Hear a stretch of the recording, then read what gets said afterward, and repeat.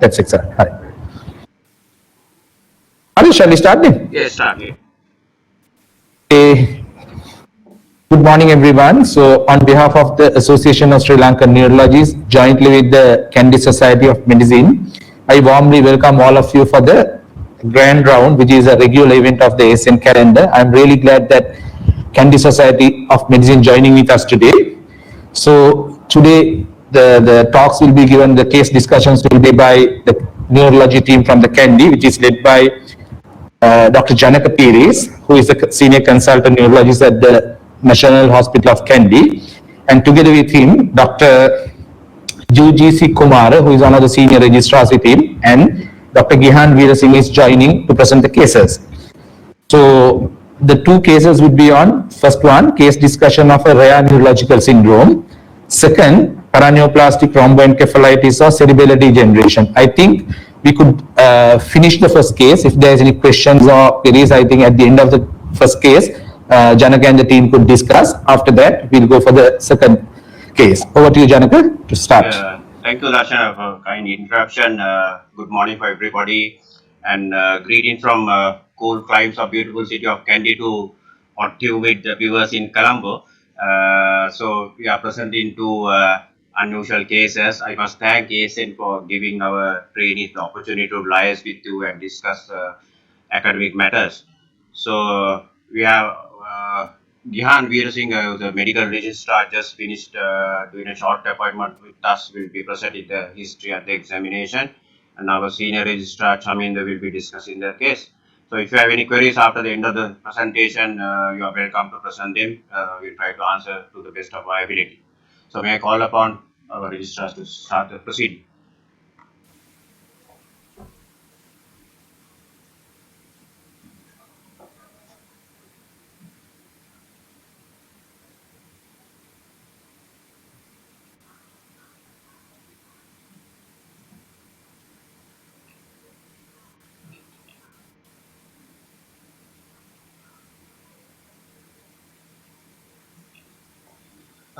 Good morning to all of you, and thank you very much, sir, for kind introduction. On behalf of the Neurology Unit, National Hospital Kandy, we will be elaborating two case scenarios for today's grand rounds. Let me begin with the first case scenario. A 32-year-old female who was apparently healthy presented to the emergency treatment unit at National Hospital Kandy, Sri Lanka on 7th of April 2022. She had developed severe generalized headache which associated with vomiting for 3 days duration on admission. And also she has developed unsteadiness of walking and her speech was diminished which became incoherent later. On the day of admission, patient became drowsy and confused. Because of that, the family members brought her to the hospital. She was noticed to have global weakness but has not complaining of blurring of vision or any other visual impairment, and there was no history suggestive of seizures. The mother of the patient has reported that the patient had disturbance of left-sided hearing, which was noticed while she was making a phone call 3 days prior to the admission. She denied any history of fever, and the other systemic inquiry was unremarkable. Past medical history, she was apparently healthy prior to the admission. There was no history of strokes,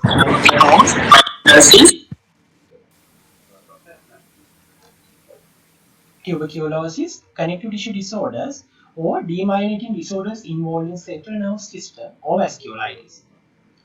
Past surgical history, drug history, and allergy history were unremarkable, and she was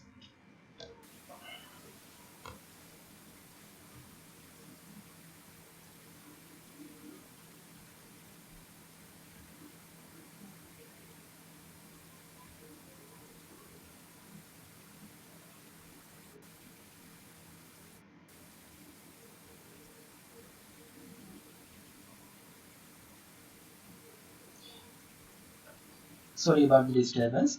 Past surgical history, drug history, and allergy history were unremarkable, and she was vaccinated against SARS-CoV-19 by 2 booster doses of vaccine. The family history was insignificant, and there was no significant family history of strokes, connective tissue disorders, or malignancies. In social history, she was a non-smoker, teetotaler, and denied any illicit drug usage or sexual promiscuity. and she did not have any recent significant travel history as well. Clinical examination, the temperature was 34.6 grades of Celsius on admission. She was hemodynamically stable with a heart rate of 88 beats per minute, with blood pressure of 131 by 85 mm mercury, and her oxygen saturation was 99% while she was breathing ambient air. The Glasgow Coma scale was 11 out of 15, and the pupils were 4 mm in size, bilaterally, and equally reactive to the light. There was no neck stiffness or other signs of meningeal irritation. She was moving all four limbs, but there were global hyperreflexia and bilateral extensor plantar response. The further neurological examination did not reveal any evidence of ophthalmoparalysis or facial asymmetry. The fundoscopic examination was normal and it did not reveal papilledema. Summary: a 32-year-old apparently healthy female patient presented with severe headache for 3 days duration, where she became drowsy and confused later. A history of left hearing impairment also reported. On examination, she is drowsy with GCS 11 out of 15 and found to have generalized hyperreflexia and bilateral extensor plantar response. I would like to invite my senior registrar, Dr. Chamindra, to continue the presentation. Over to you, Dr. Chamindra.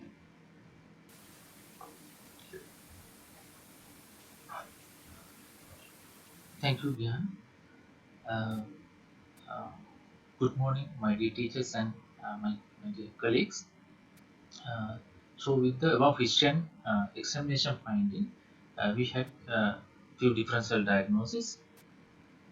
These are our differential diagnoses: intracranial hemorrhage, primary CNS infection, ADEM, special occurrence lesion, and cerebral vasculitis. So, based on that, we started our workup with non-contrast brain, which was normal. Then we did a basic investigation. WBCTC was normal, and inferior markers including ESR and CRP were normal, and serum creatinine, liver enzyme, serum electrolyte, and serum calcium, that basic metabolic panel was also normal. And fasting blood sugar was 96, and chest was normal. We did lumbar puncture and CSF analysis. WBC was 48, CSF WBC was 48 per microliter, and protein was 110 milligrams per deciliter, and CSF sugar to RBS ratio was 0.6. CSF culture, there was no growth, and CSF TB-PCR was negative. Martoon was negative, and sputum AB3 were also negative. ANA was negative, and Cianca Pianca was not detected.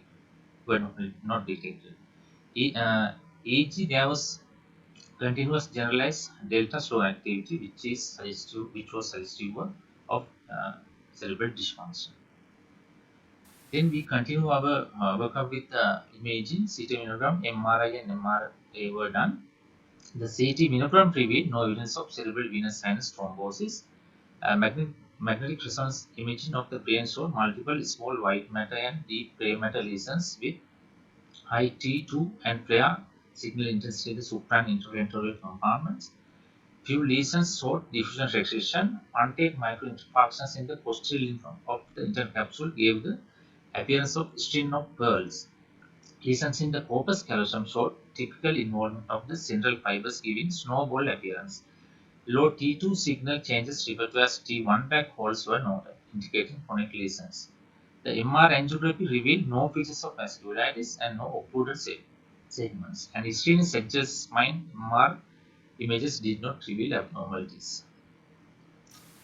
These are some MRI images. You can see axial flare, that is image 1 and 2, and T2, that is image 3. So multiple small hyperintense lesion in the deep white matter you can see in the image 1, and that was indicated with white arrows as well. And corpus callosum in image 2 you can see it is also indicated in a white arrow. And cerebellum and mid-cerebellar peduncle you can see in image 3.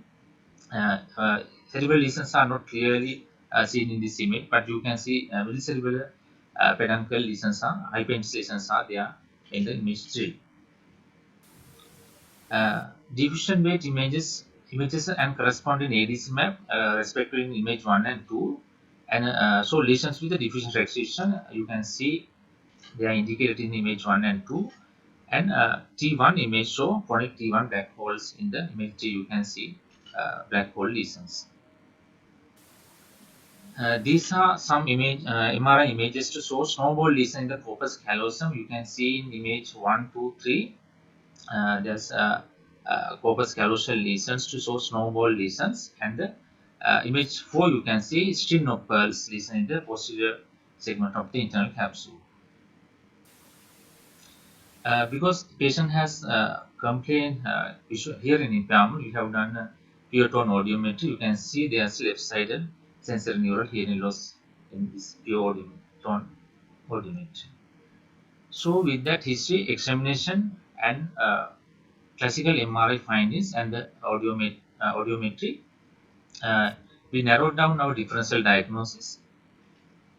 So first differential diagnosis, our first differential diagnosis was Sachs syndrome, and ADEM and multiple infarcts due to the vascular thromboembolism were also taken as differential diagnosis. In ADEM, there are some few case reports. They have reported that ADEM with hearing impairment, and in multiple infarcts due to vasculitis or thromboembolism, if they involve the anterior inferior cerebellar artery, they can develop hearing impairment. So we took the ADEM and multiple infarcts due to vasculitis or thromboembolism as our differential diagnosis as well. But our main differential diagnosis was Sachs syndrome with that classical MRI images. So we continue our workup on that part.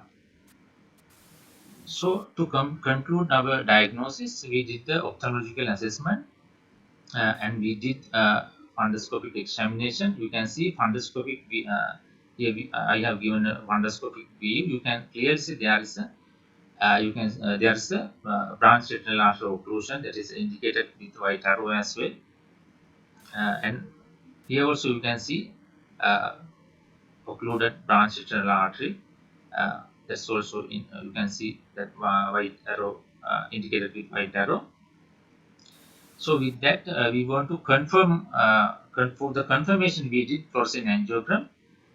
Then it confirmed our suspicion. So you can see in here also there is a occluded branch retinal arteries in both images. In the second image, you can clearly see that there is also indicated with white arrow. There is a definite branch retinal artery occlusion.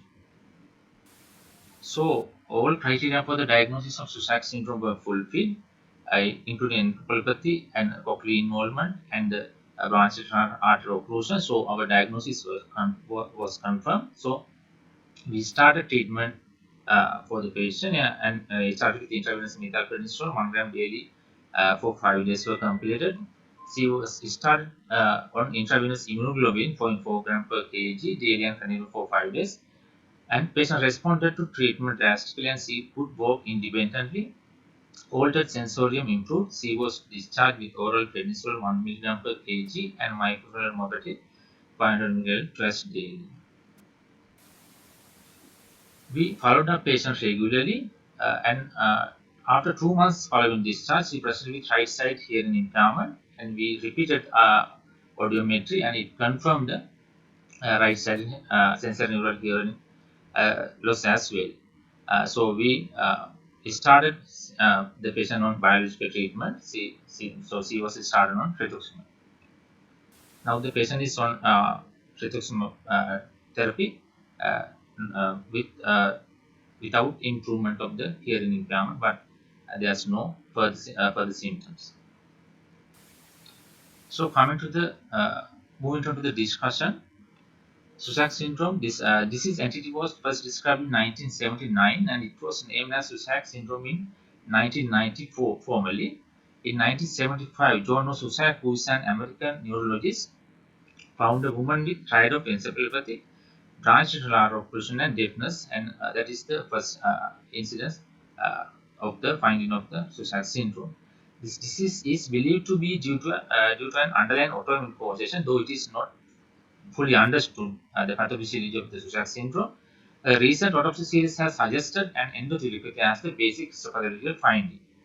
It typically causes a triad of encephalopathy, branch retinal occlusion, and hearing loss. However, all these features can be only seen in 20% of cases at the initial presentation, as we see in our patient as well. Mostly it starts as in as an incomplete form and later can develop other components of the disease. Headache, the clinical features: headache, dysarthria, neuropsychiatric symptoms such as memory impairment, personality changes may be the manifestation of encephalopathy. Ophthalmological symptoms are less common, as in our patient who did not complain visual impairment, because it affects the peripheral small branch retinal arteries, so there may be no visual impairment. Otological involvement can be present with hearing loss, tinnitus, vertigo, unsteadiness, and nystagmus. Investigation: basic blood tests including intermediate markers are usually not deranged. CSF analysis can be positive for mild lymphocyte phagocytosis and proteinuria, which we also notice in our patient as well. The use of MRI brain is crucial in determining the accurate diagnosis. MRI brain, there are classical features in the MRI brain. Corpusculation with a snowball appearance is pathognomic and typically involves the central fibers of the carousal body and splenium without aborting the underserved patient, which differentiates from multiple sclerosis. There are hyperintense T2 and flare sequences in the acute stage, and so punch out holes in T1 images when it is chronic. Similar typical lesions of acute and chronic stages were seen in our patient as well. Lesions also involve deep cerebral white matter, deep gray matter, brainstem, cerebellum, and cerebellar peduncles. A string of pearls appearance due to punctate microinfarcts involving the internal capsule has been described. DW and ADC sequence are frequently normal, but not in our case. There are few lesions with division restriction. And during the acute stage, lesions frequently enhance, and leptomeningeal enhancement is described in 33% of cases in the literature. Ophthalmological and otological evaluation: retinal branch artery occlusion, vascular leakage, arterial wall hyperfluorescence, and signs of branch retinal ischemia are the well-known ophthalmological manifestations which may be evident in fundoscopic examination of fluorescein angiogram. And arterial wall hyperfluorescence is a pathognomic for Sussex syndrome. Optical coherent tomography (OCT) is a tool that can be demonstrated in a retinal layer ischemia. Vestibulocochlear testing, which with pure tone audiometry, is valuable to prove sensory neural hearing loss, usually in the range of medium and low frequency. In severe disease, it can involve all frequencies, as we noted in our patient as well. Treatment of Sussex syndrome: early treatment can prevent long-term sequelae of Sussex syndrome. A review of literature on treatment shows benefit from immunosuppressive drugs and intravenous immunoglobulin. Corticosteroids, mycophenolate azathioprine, methotrexate, cyclophosphamide, and rituximab are promising treatment that can be used successfully. Treatment should be aggressive to avoid dreaded complications that can lead to dementia, visual loss, and deafness. Fortunately, we could prevent dementia in this our patient. Anyway, he didn't do visual loss, but still patient is having hearing impairment. Thank you very much. Sorry.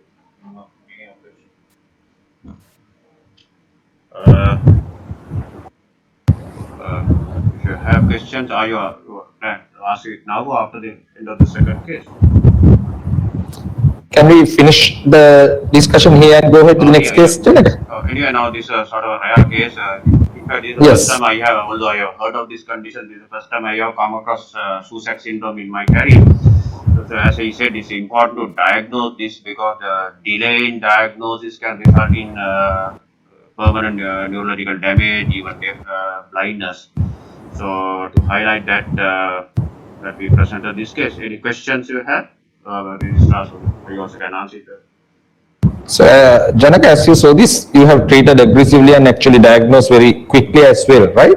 So the issue is now the deafness seems to be not back to normal. So is it going to be permanent, or how is the outcome for that part now? Yes, it's going to be permanent, but he is not deaf. He can hear because from the other ear. but there's a hearing impairment. Probably that will not improve. But otherwise, cognitive wise and visually, she's all right. So, in fact, our senior Registrar was doing a literature survey. This has not been described in Sri Lanka before. It's a fairly rare case. I don't know whether you have come across in Colombo.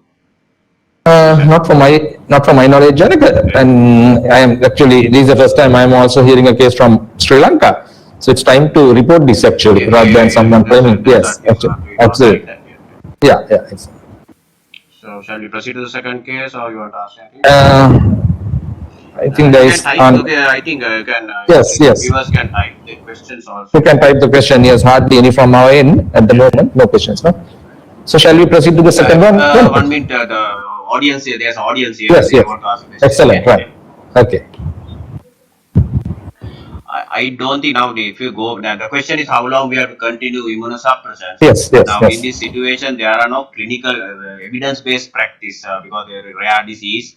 So only expert opinion is there. We couldn't find probably we have to continue several years. I think there's hardly any evidence base to decide on that. Yeah, oral prednisolone and mycophenolate mofetil. Huh? And rituximab also I told you. Right, may I call upon Gihan for the second Yes. case? Yeah.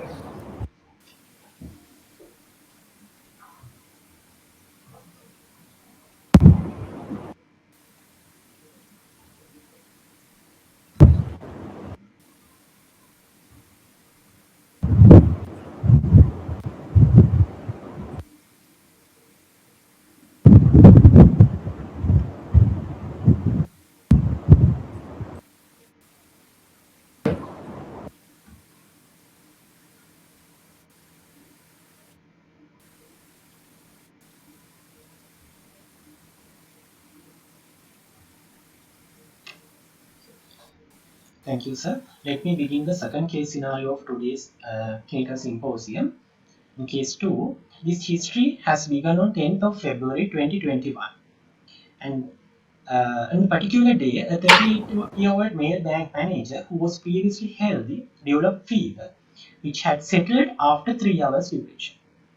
3 days later, he developed vomiting as well as unsteadiness while noted on the walking. On the 5th day of illness, or following a couple of days back, and he started to slur his speech and the vomiting had been persistent. On the 12th day of the illness, patient was admitted to the National Hospital Kandy. On admission, patient was drowsy and later he developed difficulty in breathing. Because of that, he was transferred to the MICU for further observation and specialized care. While observing at the MICU, he developed double vision. Though he was experiencing aforementioned symptoms, he denied any history of headache, photophobia, neck stiffness, weakness of his limbs, sensory disturbances, abnormal movements of his limbs, or seizure episodes. His appetite was intact and there was no loss of weight. He denied any history of cough, chest pain, hemoptysis. He is devoid of GI symptoms like diarrhea, constipation, altered bowel habits, jaundice, and there was no history of hematuria, loin pain, lower urinary symptoms. Further inquiry of the history did not reveal any history of joint pain, skin rashes, alopecia, oral ulcers, myalgia, dry skin, dry mouth, dry eyes, or any episodes of Raynaud phenomenon. Past medical history, he was apparently healthy prior to the admission, and he did not give any history of similar episodes in his past. There was no past history of diabetes, malignancies, connective tissue disorders, autoimmune diseases, or tuberculosis. Past surgical history, he did not undergo any past surgeries, especially GI surgeries. He was not on any long-term medications, especially there was no history of usage of phenytoin, carbamazepine, lithium, or recent immunizations. He had allergy to sulfur drugs. In the family history, there was a family history of breast carcinoma among his mother, which noted at the age of 45 years. But there was no significant family history of connective tissue disorders or any other long-standing conditions noted in our history. Social history, he was a non-smoker, teetotaler, and denied any sexual promiscuity or illicit drug usage, and he had no significant recent travel history also. Moving on to the clinical examination of the patient, he was drowsy on admission and having GCS 14 out of 50. His temperature was 38 grades of Celsius. Saturation was 99% while he was breathing ambient air. He was hemodynamically stable with pulse rate of 94 beats per minute and the blood pressure of 130 by 90. His bilateral pupils were 3 mm in size and equally reactive to the light. There was no neck stiffness detected on clinical examination. Neurological examination of upper limb and lower limb revealed normal tone power reflexes bilaterally along with bilateral flexor plantar response. The sensory system examination did not reveal any sensory impairment, but cerebellar examination revealed positive cerebellar signs bilaterally. He had broad-based ataxic gait, scanning of speech, bilateral intention tremor, along with dysbiodocokinesia, pass pointing, and also jerky horizontal gaze evoked nystagmus. The cranial nerve examination revealed normal visual acuity in both eyes with normal fundoscopic examination, but there was complex ophthalmoplegia. But there was no sensory loss over the face, or facial nerve palsy, or bulbar palsy. Summary: a 38-year-old gentleman presented with history of fever followed by ataxia, vomiting, and slurring of speech, which happened within 3 days duration. While in the ward, patient deteriorated his sensorium and developed shortness of breath. Patient was transferred to the ICU where he developed double vision. On examination, he was drowsy. Bilateral cerebellar signs and complex ophthalmoplegia were noticed. I would like to invite my senior registrar to continue the session. Thank you. Over to you.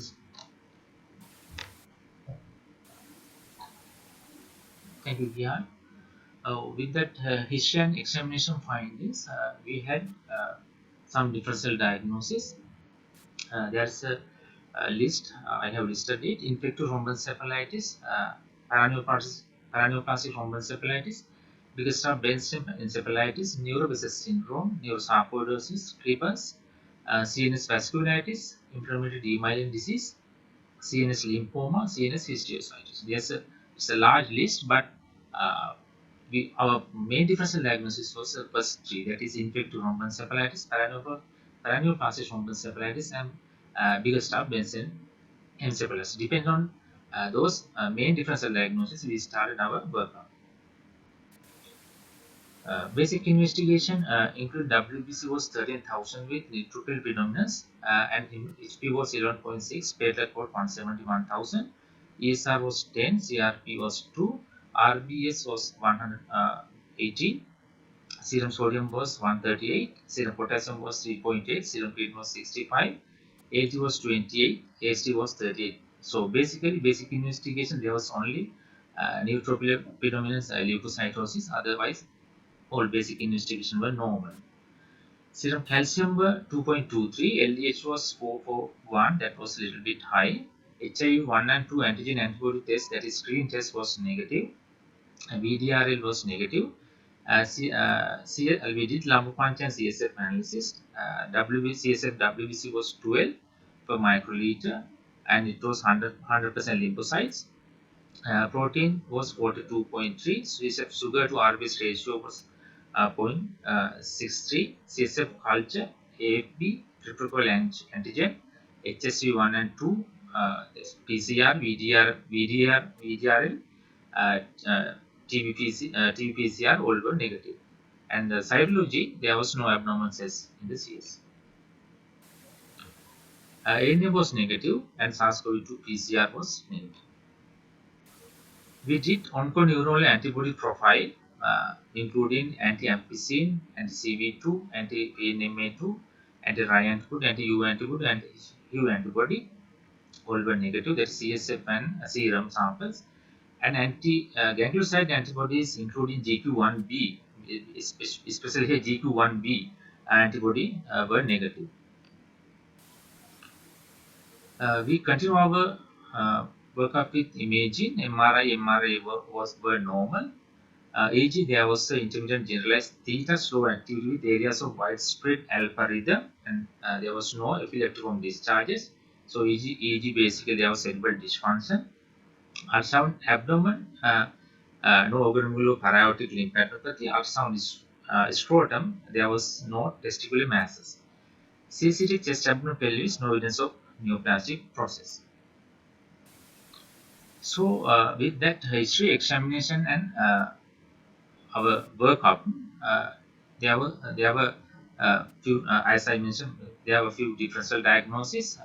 So our first differential diagnosis after the workup we had taken as DQ1 body antibody negative because of encephalitis, but we kept paraneoplastic rhombencephalitis, infective rhombencephalitis as our other differential diagnosis. So we set our working diagnosis as DQ1 body antibody negative Registrar encephalitis and start treatment. So patient was treated with IVIG 35 gram daily for 5 days, IV methylprednisolone 1 gram daily for 5 days, and IV acyclovir 500 mg TDS for 14 days, and IV ceftriaxone 2 gram BD for 10 days. Due to the poor response to the treatment, patient was started on plasma exchange and 5 cycles were completed. So patient improved with this treatment. Patient came back to normal sensorium and ophthalmoplegia improved, but patient was ataxic, speech, slurring, and other cerebral signs persisted with mild improvement. So we followed up regularly the patient. Patient improved gradually and started to work in his bank by June in 2021, but he didn't improve completely. In August of 2021, again patient started worsening of symptoms with unsteady gait and slurring of his speech. He had to stop his working. And examination revealed bilateral cerebellar signs. But there were no pyramidal signs, sensory signs of cranial pulses at that time. We start our re-evaluation. All basic investigations were normal. Inflammatory markers, CSF analysis, repeat MRI, all were normal. Ultrasound abdominal was normal, but CT chest abdomen pelvis, there was mild splenomegaly with multiple small lytic foci in vertebrae, few mild prominent para-aortic lymph nodes. Skeletal survey, no visible lytic lesions. Serum protein electrophoresis, no monoclonal gamma globulin band. Serum free light chain assay, normal kappa, lambda, and kappa lambda ratio. Bone marrow study was normal. Flow cytometry and immunophenotyping, there was reactive marrow and there were no any abnormal phenotypes. Inguinal lymph node biopsy revealed reactive lymphadenitis with sinus histiocytosis. We did all tissue transglutaminase antibodies IgA, which was positive, 37 relative units per ml, but it is not very high level, and IgG, but IgG was negative, and we did duodenal biopsy as well, but there's no evidence of celiac disease in the duodenal biopsy. We went ahead with whole body FTG PET. It revealed multiple small, low attenuated areas of varying sizes and shapes with relative low FTG average in L1 vertebral body, which shows mild to moderate degree of increased marrow metabolic activity. Similar low attenuated areas in L4 vertebral body with normal marrow activity also noted. Few similar non-FTG low attenuated areas in D4, D7, D11, D12 vertebrae was also there. Few prominent and enlarged non-FTG avid lymph nodes with preservation of the normal fatty hyla in the axilla and inguinal groups and para-aortic groups in favor of reactive hyperplasia. So, in conclusion, no definitive metabolic active mass lesions. Low attenuated areas in vertebral bodies could be a normal variation. Presence of high metabolic activity in L1 vertebra warrants further evaluation. So, with that further evaluation, so we omitted our first differential diagnosis, though we thought first we thought it is as Weerasingh brainstem encephalitis. We changed our differential diagnosis. We set new differential diagnosis, new diagnosis. So we changed our diagnosis to paraneoplastic neurological syndrome. We thought it should have started as rhombencephalitis at the beginning, but now the patient is having a progress in the illness with as subacute cerebellar degeneration. So that is our present diagnosis. So we are we start treatment based on that. So patient was started on prednisolone 60 mg daily and MMF 500 mg BD. Patient was started on rituximab 4 doses we have given, and patient with that treatment, patient started show improvement. Uh,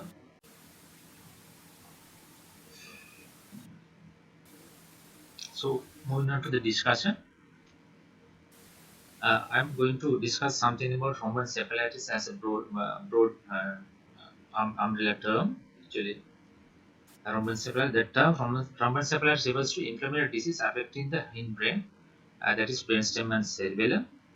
Rhombencephalitis has a wide variety of etiologies, including infections, autoimmune diseases, and paraneoplastic syndrome. That is why we had a large number of different diagnoses at the initial presentation. The most common infectious causes are bacteria of the genus Listeria, enterovirus 71, and the herpes viruses. The most common autoimmune cause is Behçet's disease. There have been isolated reports of rhombencephalitis caused by systemic lupus erythematosus and the relapsing polychondritis. Cases of rhombencephalitis caused by paraneoplastic syndromes have been associated with anti-O, anti-TR, and anti-HU, anti-RI, anti-MER, and anti-MBBS antibodies. In most such cases, the underlying cause was small cell lung cancer. Retrospective review done in non-HIV infected patients diagnosed with rhombencephalitis at Hopkins Hospital and John Hopkins Hospital, and etiology of rhombencephalitis was identified in 58 of 81, that is 71%, 71.6% of cases, most of which were confirmed or probable inflammatory autoimmune conditions. Of the remaining 23 cases in which specific diagnosis remain undefined. In idiopathic group, clinical presentation, CSF, neuroimaging studies, and outcomes were similar to the inflammatory autoimmune group. In immunocompetent patients with rhombencephalitis of undefined etiology, despite extensive investigation, a trial of immunosuppressive treatment may be warranted. Deterioration clinically on magnetic resonance imaging should prompt a brain biopsy. So I am moving to the proper topic, paraneoplastic rhombencephalitis. That is initial presentation of our patient. Paraneoplastic rhombencephalitis is a rare and underdiagnosed condition under the subset of paraneoplastic neurological syndromes. Paraneoplastic brainstem dysfunction often occurs during the course of other paraneoplastic syndromes such as limbic encephalitis, cerebral degeneration, or cerebellar myelitis. So it can be a part of the other paraneoplastic neurological syndromes. Usually, paraneoplastic rhombencephalitis usually as isolation, it is presentation of isolation, or as a classical syndrome, it is not common. A wide spectrum of symptoms localized to the brainstem can develop in these patients, including supranuclear, intranuclear, and nuclear extraocular movement deficits, obscuranus, nystagmus, dysphagia, dysarthria, sensory neural deafness, trigeminal sensory loss, central hypotension, and vertigo. Any of the antibodies seen in paraneoplastic encephalomyelitis can be associated with predominant brainstem dysfunction. Anti-HU antibody are most often associated with low brainstem involvement, with anti-MER2 antibodies commonly associated with the upper brainstem findings. Many different underlying tumors have been identified. Patients with small cell lung carcinoma typically have anti-HU antibodies, while most patients with testicular cancer have anti-MER2 antibodies. Anti-HU brainstem encephalitis has also been described in association with breast cancer, renal cell carcinoma, prostate adenocarcinoma, and rarely in patients who appear cancer-free. This requires a prompt MRI of the brain and lumbar puncture, as well as a serum CSF paraneoplastic panel for the workup. And furthermore, if there is a high suspicion of paraneoplastic syndrome, neurological syndrome, it is important to perform early treatment intervention even without confirmation of the paraneoplastic neurological syndrome because of the high mortality risk. Treatment is based on the treating underlying malignancy and immunosuppression with antibody-directed therapies or T-cell directed therapies. At the moment, our patient is having, the patient is having paraneoplastic cerebral degeneration, and paraneoplastic cerebral degeneration, and it is an association with between paraneoplastic cerebral degeneration and occult gynecologic cancers, breast or ovarian, first is identified in 1938. That is the first description of the paraneoplastic cerebral degeneration, and both sexes are affected, but paraneoplastic cerebral degeneration is far more common in women than in men. Paraneoplastic cerebral degeneration is a syndrome that occurs predominantly in patients with cancer of the ovary, uterus or adnexia, cancer of the breast, small cell cancer of the lung, and Hodgkin lymphoma. A hallmark of paraneoplastic cerebral degeneration is a cerebellar dysfunction. Patient onset of the paraneoplastic cerebral degeneration symptoms can be subacute or very rapid. Common initial finding is severe ataxia involving arms and legs equally. Ocular findings are often abnormal, including horizontal or vertical nystagmus, disconjugate gaze, ocular dysmetria, and obstructions. Mild dissolution of mental distress may be seen. Findings that are inconsistent with diagnosis of paraneoplastic cerebral degeneration include the following: severely altered mental status, predominantly corticospinal tract dysfunction, unilateral cerebral dysfunction, familial cerebral dysfunction. Those are features inconsistent with the diagnosis of paraneoplastic cerebral degeneration. Uh, Here, I have given a diagnostic criteria that was given in the 2004 International Panel of Neurologists. And according to that diagnostic criteria, our patient is belongs to the possible paraneoplastic neurological syndrome with the classical syndrome. Paraneoplastic cerebral degeneration is a classical syndrome with no onconeural antibody, no cancer, but at high risk to have an underlying cancer. So that is at the moment our patient stands. Not all patients presenting with paraneoplastic cerebral degeneration and in clinical features have recognizable antineural antibodies as in our patient. However, this does not exclude the likelihood of occult malignancy. In approximately 40% of patients, no antibodies are identified. Although any paraneoplastic antibody may cause paraneoplastic cerebral degeneration, only anti-U and anti-TR and anti-metabotropic glutamate receptor, that mGluR1 and anti-4 antibodies have been shown to have specific association with isolated cerebral dysfunction. So I have given here, there are some antibodies which predominantly associated with paraneoplastic cerebral degeneration: anti-U antibody, anti-TR antibody, anti-mGluR1 antibody, and anti-4 antibody. These antibodies they have predominantly associated with paraneoplastic cerebral degeneration. You can see the and associated malignancies as well here. There are some other antibodies also, but not as the predominant syndrome, not the paraneoplastic cerebral degeneration as the predominant syndrome. There are some other antibodies as well.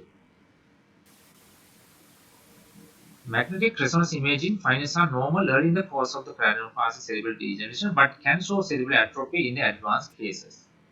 MRI of the brain with contrast is recommended to exclude any structural, demyelinating, vascular, or infectious causes. Whole body PET scan may be useful to identify the underlying malignancy.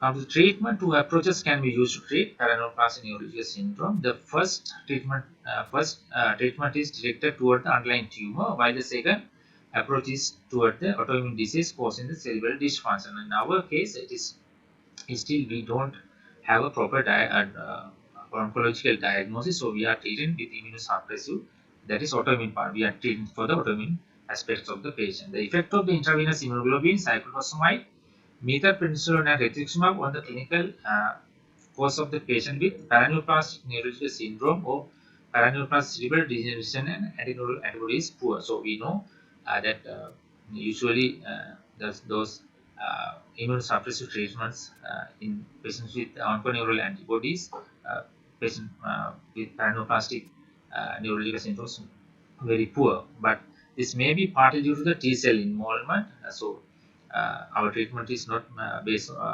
mainly on the T cell targeted. So T cell involvement in the cerebellar damage. However, due to the severe disability of the condition and the presence of some positive responders found in the literature, it is reasonable to a trial of course of immunotherapy in an attempt to reduce the morbidity. Here I have given another new new entity called anti-KLHL11 anti-encephalitis. That was newly diagnosed antibody, paraneoplastic antibody. That antibodies to KLH-like protein 11 have been described in patients with a predominant brainstem cerebral encephalitis. That is frequently but not invariably associated with tumors. Most commonly benign teratoma or testicular tumor. Most commonly it is associated with those. So thank you very much.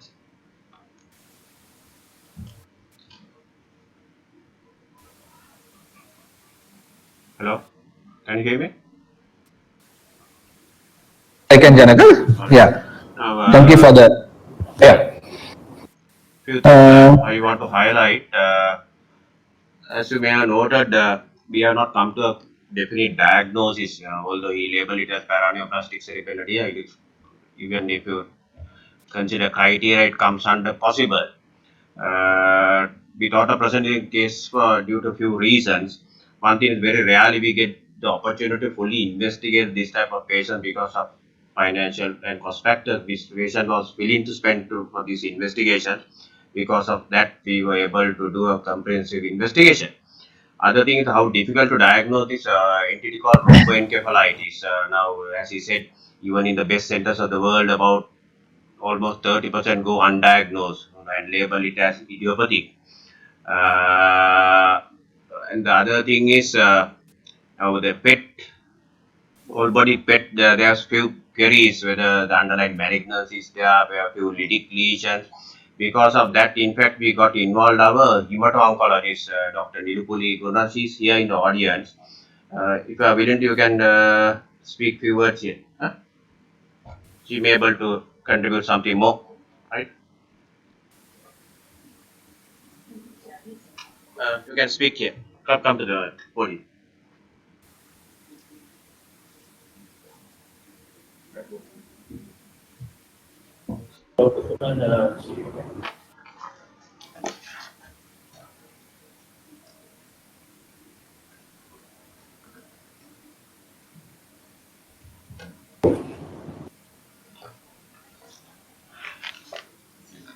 Thank you, sir. Can you hear me now?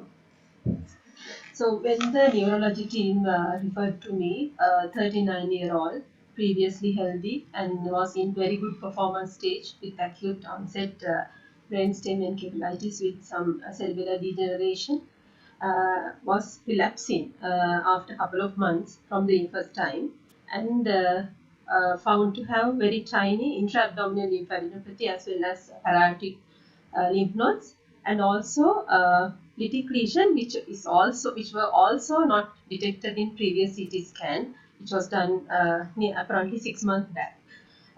And I also have a couple of differentials, and I just want to highlight how I work out his case. So as they have ruled out all the non-neoplastic conditions like tuberculosis, sarcoidosis, I was and also sort of solid malignancies with CT scan like testicular tumors, lung cancers, and any sort of solid tumors also possible. I was concentrated. I concentrated on lymphoproliferative neoplasms. Then the one thing I had, one difficulty I had because of the treatments of immunoglobulin and also steroids, and also because there can be transient response to all sort of lymphomas. That can be maybe the durability could be 6 months to 1 year. That also one challenge I had. And also when it comes to the differential diagnosis, the one thing is the lymphomas like Hodgkin and non-Hodgkin. Out of Hodgkin was common, but lytic lesions also common in advanced stage. Non-Hodgkin wise, the neurological involvement of non-Hodgkin is usually associated with infiltration rather than the paraneoplastic, but one couple of conditions called Waldenström macroglobulinemia.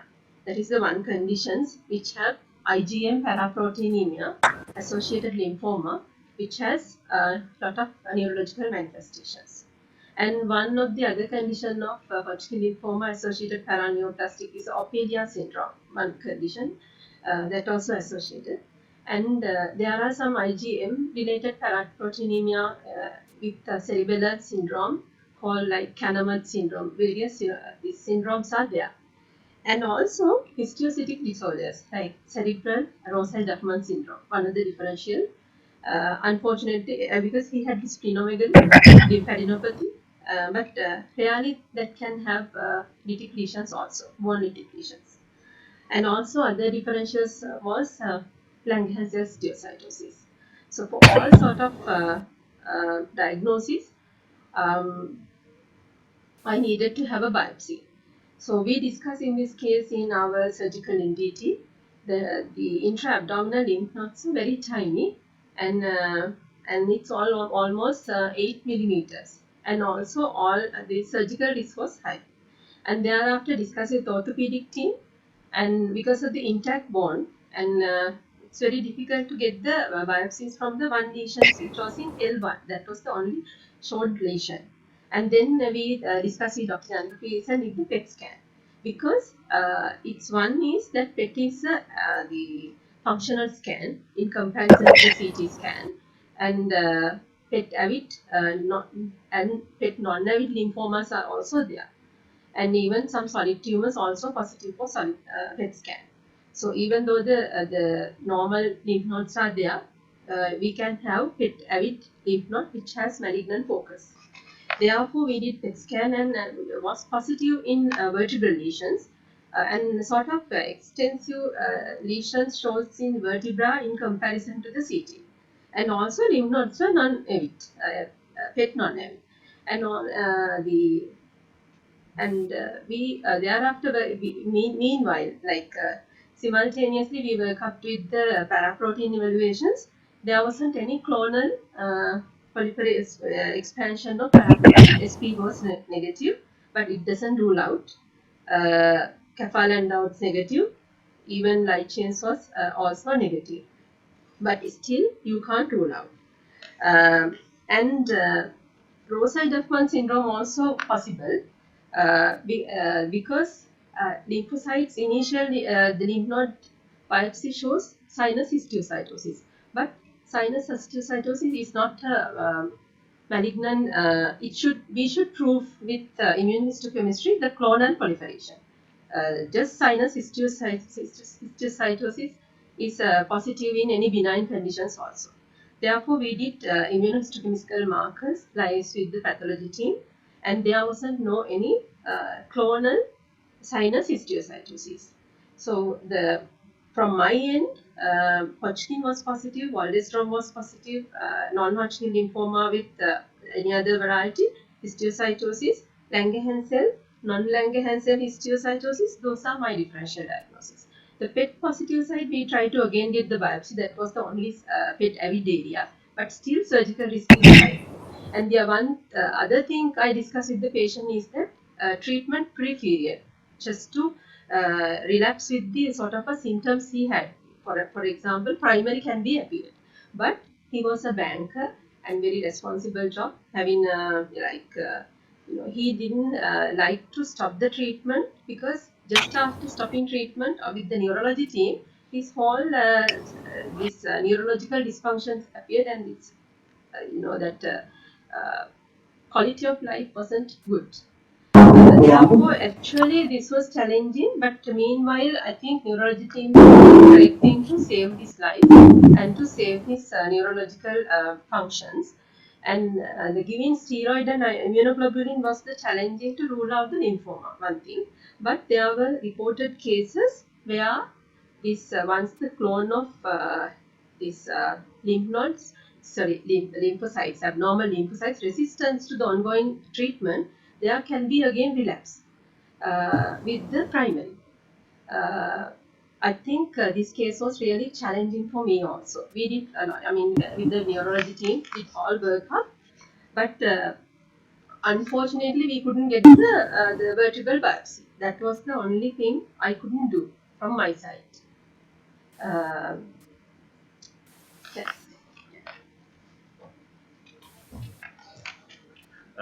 Thank you, Janaka, for your input. So, as you said, this was a difficult case. We didn't come to a confirmed diagnosis.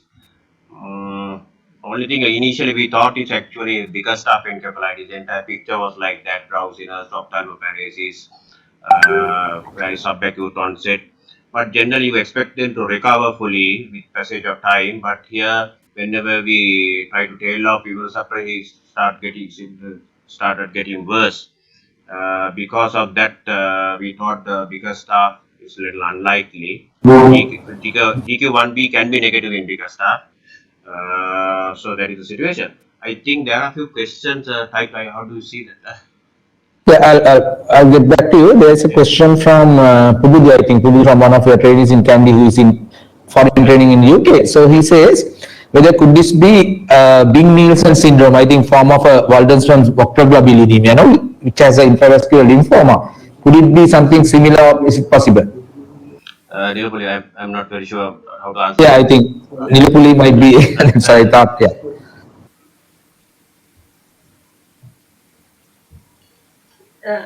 Yes, Kubudu, like paraneoplastic manifestations of Waldenstrom is the syndrome called Neal syndrome. Still in this part of the country we don't have this MID88, one of the genetic mutations which should be done with the sometimes with the CSF or sort of a biopsy from the tissue biopsy. If we do this genetic mutations, we can, because it's a very high sensitive to have in Waldenstrom globulinemia. Otherwise, but that is also possible because Waldenstrom is a very common to have neurological manifestation, one of the lymphoma. Only thing is diagnosis is like MID88 is the most sensitive marker to diagnose in this case. Thank you, Nilupuli. Yeah. Any other questions? And hardly from here. The thing is actually really good two cases, Janaka, and as you mentioned, actually you had all the investigations done at your end from the, I think the patient was be able to support being a bank, I think. So I think when it comes to being in the PET and other things, though National Hospital can afford that, thanks to both of our trainer, Professor Anjani Gamay, actually, she's the one who had got that to the National Hospital of Sri Lanka. Yeah, so I think should mention her name as well, right? So I think really two good cases. Any questions from your audience? Is it Janaki? Anything you want to ask? Hi, sir. Samir here. Yes, Samir. So nice cases, sir. One comment on the video I saw. He seemed to have like a straight spine. Was he stiff? You're asking back with the stiff back. Stiff person. Spine is there. Stiff Stiff person. person. No, we didn't think like that. Stiffness of the body. I don't know whether probably walk with a broad base, maybe because of the cerebral involvement. Stiff. Are you think of stiff person syndrome? Yeah, because they're associated with anti-cat and glycine receptor antibodies coming with a little bit of cerebellar also. Right. I think we have not done the GAD diet. Is that correct? So anyway, it's not stiff, but Right. we may consider that as well. Yeah.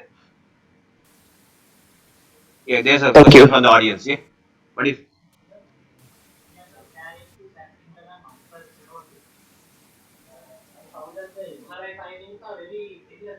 Yeah.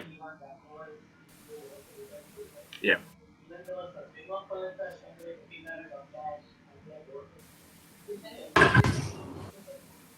The question is now regarding the previous case, Susak syndrome. What he's saying is that MRI appearance of Susak is very similar to multiple sclerosis.